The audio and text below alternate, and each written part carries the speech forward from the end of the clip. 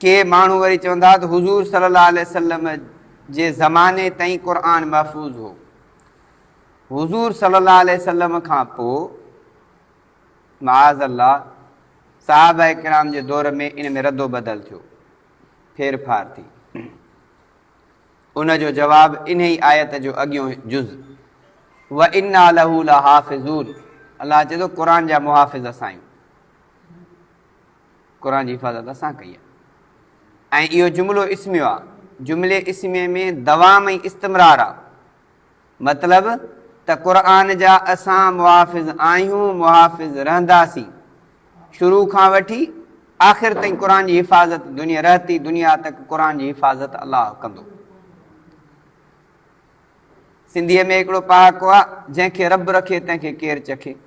अलाह हिफ़ाज़त करे त पोइ केरु कुझु बिगाड़े नथो सघे, अलाह बचाए त केरु विञाए नथो सघे, केरु रुलाए नथो सघे।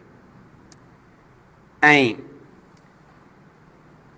के माण्हू चवंदा त क़ुरान पाक कुझु खुटल आहे, गार में को खणी वियो इमाम, इहो वरी अॻिते ज़ाहिर थींदो।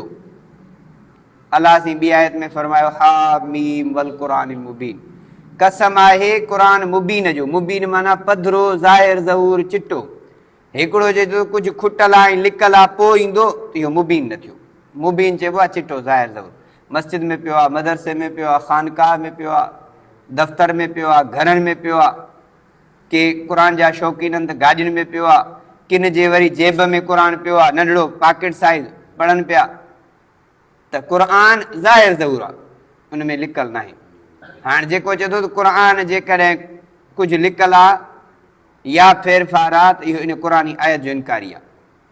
इहो मुस्लमान न चइबो, इनखे इन जो जनाज़ो न पढ़िबो, इनखे मुस्लमान जे क़ब्रिस्तान में दफ़न न कबो।